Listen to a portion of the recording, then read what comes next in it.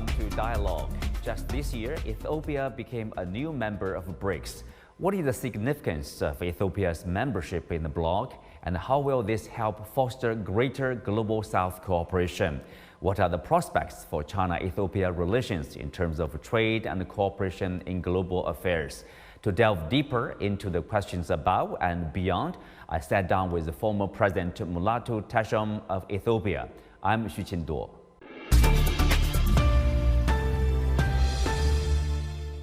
Let's start with the membership of your countries being part of BRICS group.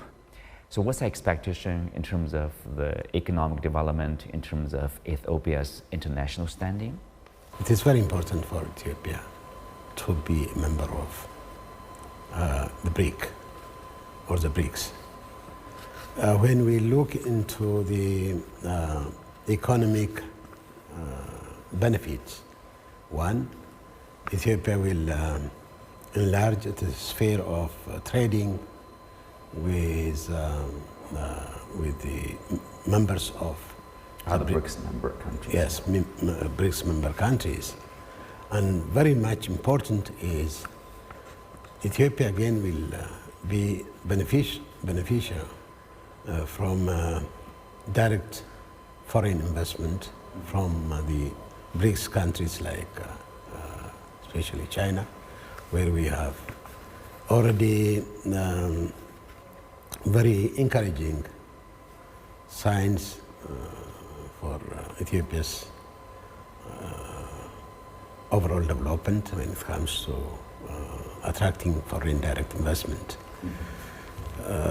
That will further encourage the Chinese investors to look into Ethiopia. Besides,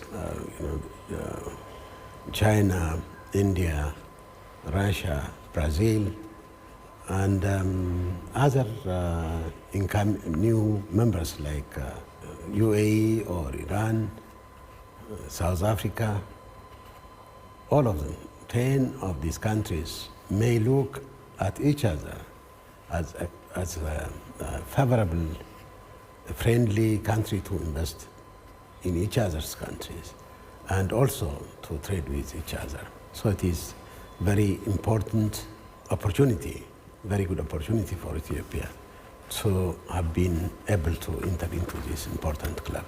Mm-hmm.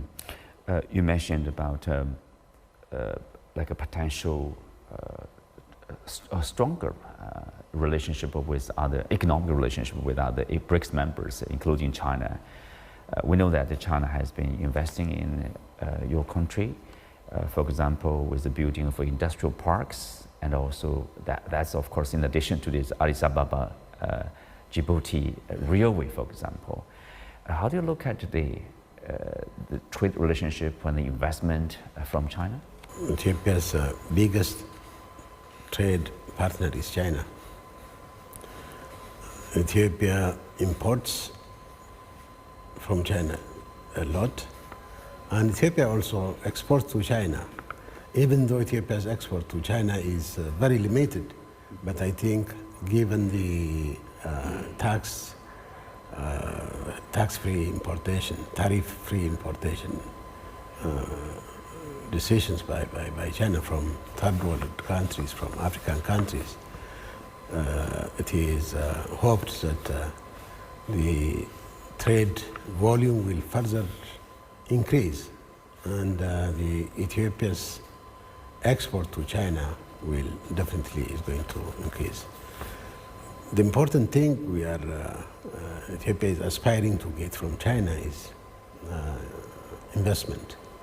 As you rightly said, there are one or two industrial parks or industry zones entirely built and managed, operated by Chinese companies. My government is calling for too many industrial parks built by China, operated by Chinese companies, especially along the railway corridor between Djibouti and Addis Ababa. Since the Addis Ababa Djibouti railway is also constructed with the Chinese assistance. And since we take it as part of the BRICS, part of the BRI, the Belt and Road Initiative, maybe the Belt and Road Initiative first implemented in Africa was the Djibouti-Addis Ababa railway. Yeah. And there is also the Addis Ababa light railway, and too many highways which were constructed by Chinese companies. But coming to the industrial park and industrial zones, we have many interested Chinese companies, both private and semi-state-owned companies, who are showing big interest to have their industrial park in Ethiopia. That is a very good sign. We have a few, but we want them to be too many. You mentioned about this very important railway, Addis Ababa, Djibouti. This is one of the flagship projects under Belt and Road Initiative. Yeah. And how important it is to Ethiopia and also to countries in the region to get connected to the port or to their mineral resources, to transport, whatever, from place A to place B to develop the economy? The BRI, or Belt and Road Initiative, as I already have mentioned, Ethiopia was the first African country to benefit from it. Other African friends, neighbors are asking, why stopped in Addis? It should extend to Ethiopia's next neighboring countries like South Sudan, which is landlocked, which has no outlet to the sea. So connecting Addis Ababa to Juba, then to the DRC, then to, even going to... it's challenging. That is what people want. Interconnectivity. Interconnectivity. Yeah, interconnectivity. So, yes, it is a very good project. It is very, very productive in terms of logistics for Ethiopia. But we are looking forward to having such BRI extensions so that Africa is really interconnected and connected to the BRI countries. You are saying basically your country and other African countries are benefiting from Belt and Road Initiative. Yes. But at the same time, we do hear in the Western media or from the Western governments, there are concerns or even accusations, say, oh, the Chinese initiative is creating, debt trap, or, is attached with strings, things like that. Your response? My response is that, of course, we are going to develop our country, our respective countries, all African countries, and especially when I speak for my country. Ethiopia is determined to industrialize, to have many industrial parks, to have many industries, to develop its agriculture, to develop its industry, to develop its mining sector, to develop all its natural resources, to invest by itself. Ethiopia has no money today. But if we maximize the utilization and exploitation of our natural resources, then we are going to have money. The money we are borrowing today can be easily paid back tomorrow. We don't consider it as a debt trap. We need development, and development needs capital. And that capital, if it is coming from the West, we welcome it. But if somebody is just telling us, you are going to be debt trapped, don't borrow. But Ethiopia needs to to be developed not in 20, 30 years, immediately. We want to develop our country. We want to develop our economy.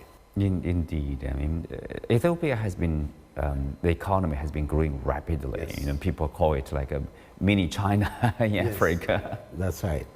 At one time, Ethiopia's economy grew by double-digit GDP for 6, 7 consecutive years. Then due to unforeseen reasons, including the coronavirus and this and that, internal problems, then it came to a single-digit GDP growth. But still, Ethiopia is at the front runner when it comes to rapid economic development. Growth. Yeah. And we need really capital to invest more. We are borrowing money not to buy dresses. It is to build our infrastructure. One thing to tell you is that Ethiopia with enormous potentials to be not only self-sufficient in electricity, but to supply to its neighbors. There is very big potential. If you take the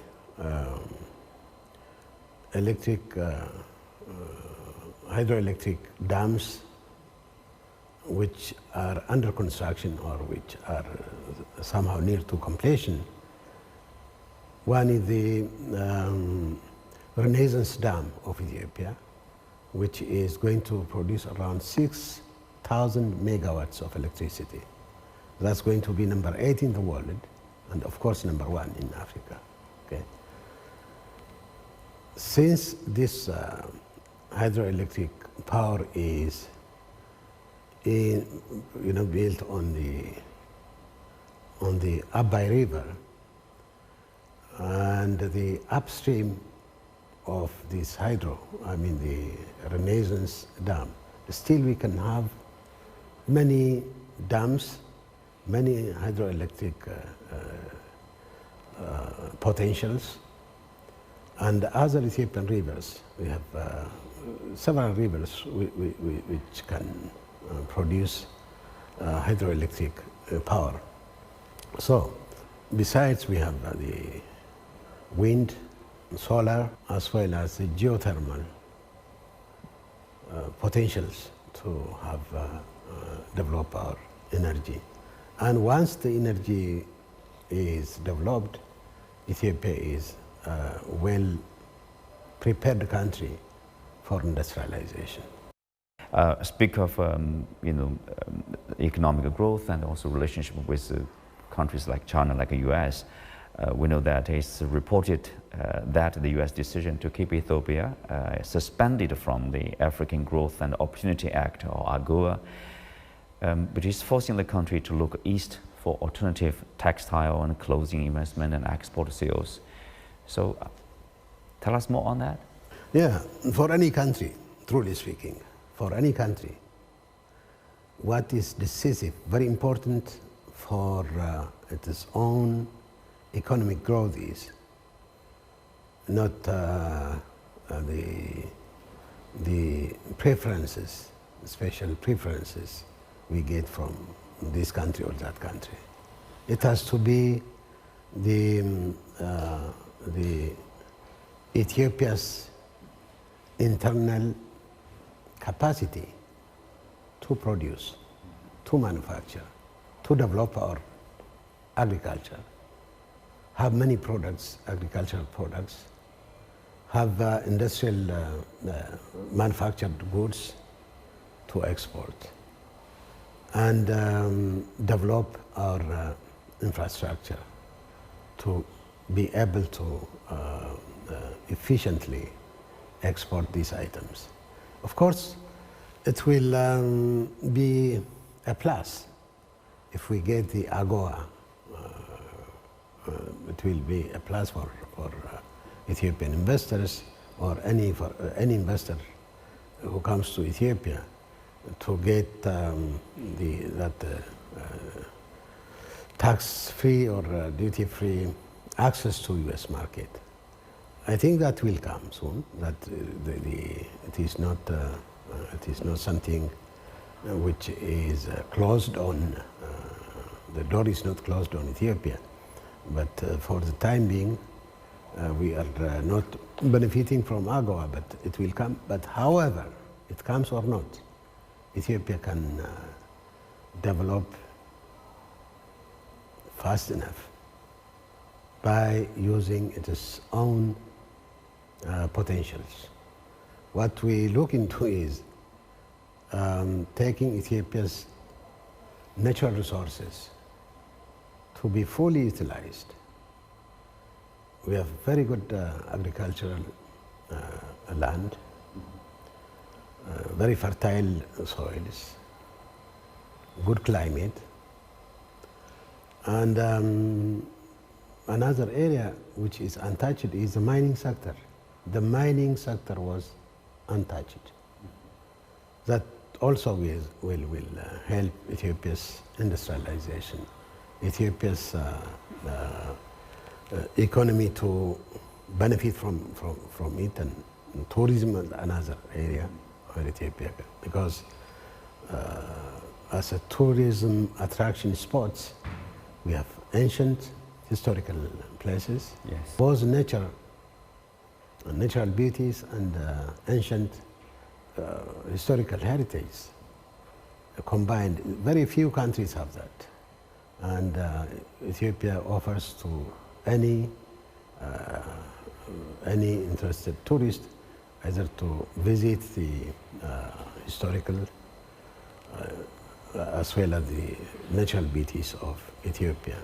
Speak of the outside factors in terms of having an impact, potential impact on the development of the country.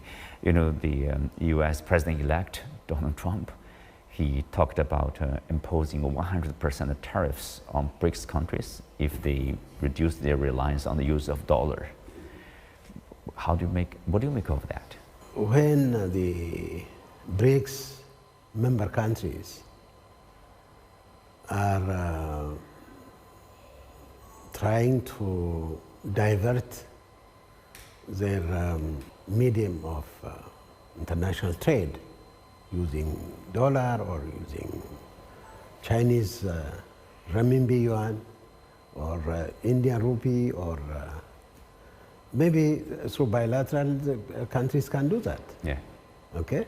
When we are trading with people who want to trade with us in dollars, definitely we do it in dollars. With UAE, for example, we have Ethiopia and UAE in principle agreed to accept reciprocally our local currencies. I think that reciprocity may extend to China, to India, to other BRIC member countries. We are speaking on the sidelines of the conference of understanding China. So share with us your understanding of China. Decades of reform and opening up. People are talking about carrying through the reform to the end here. What's your takeaway? Well, luckily I am a living witness of the Chinese reform, the Chinese open door. I was in China, in Beijing, before the talk of the open door, because the talk of the reform. That's in the that was 1976. 76. Okay? And sort of rumors on the air were, there is going to be reform. And it was in 1978. Mm-hmm. Okay, we were calling it, there is a rumor. So China started with reform, then open door policy, then the international community started witnessing how fast the China's economy is growing. And the growth and fast development of Chinese economic development really surprised both the friends of China and all friends of China, I could say positively. So it also encouraged the Chinese people to utilize the good outcome of the reform and open door activities and results. We could say that the correct policies formulated by the Chinese Communist Party in guiding the reform, in showing the way how reform should go.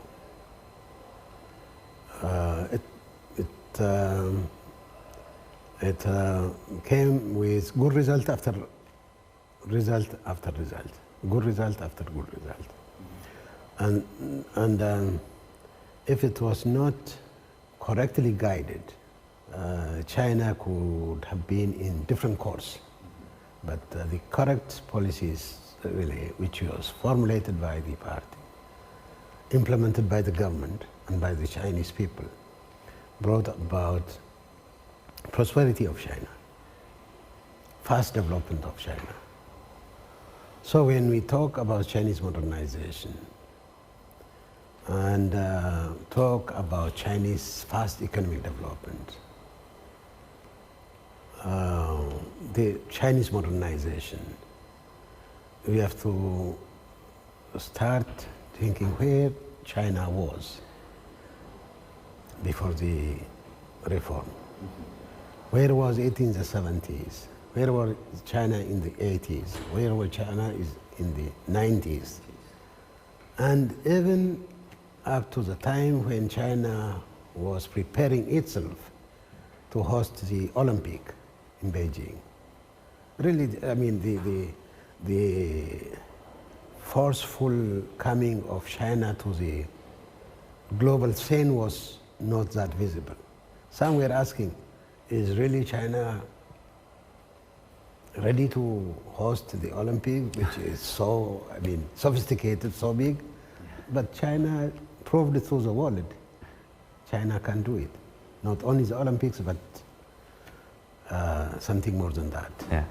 And after the hosting of the Olympics in 2008, I think, the international community really realized that China's economy is growing and capable of carrying any heavy weight. And some were asking, okay, after the Olympic to 2020s, you can say that the Chinese industry, especially in the electronics industry, telecom industry, it also showed a sign of unexpected growth and development. And some quarters asked about the quality. The quality of the Chinese products. Yeah, because it is made in China. Okay? You can take now the EVs, electric vehicles. Yeah.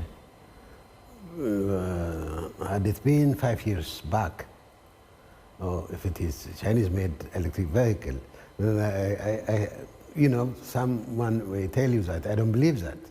Okay? But now China proved to be the dominant producer of EVs. Lastly, on a personal touch, you know, you spent years of your youth time in China pursuing, you know, bachelor's degree, master's degree, and doctor's degree in Peking University. When you look back, what would you say? When we look back, you know, when I was at the Peking Language Institute to learn my Chinese to prepare me for Peking University, for the university education. China was a real third world country. In Beijing, we basically we used our bike. Very few people, very few people had motorbikes. The motorbike you see is only used by the security or policemen, okay? And if someone is, someone who is well off, having a bike that's it, okay? The personal income of the Chinese people, I heard my professor's salary was around 100 yuan, renminbi yuan at that time. Now you tell me how much it is. It's uncomparable. Okay, so when I look back to the early days of my stay in China, maybe all of us foreign students said, can we get a good education from this not very much developed country? Why didn't we go to the West? Many were asking. Right. Okay, but truly speaking, the education we get at school through hard work by our teachers, by our professors, which had a very long vision to develop their countries. The science classes or engineering classes, medical classes, which the foreign students were attending, everybody was talking, oh, it really is a quality education. And it is that quality education which brought China to the China of today. Thank you. Thank you for speaking with us. Pleasure. With a special thanks to our guest, we come to the end of today's show. You can also watch us on the CGTN app on YouTube. Thanks for being with us. I'm Xu Qinduo. See you next time.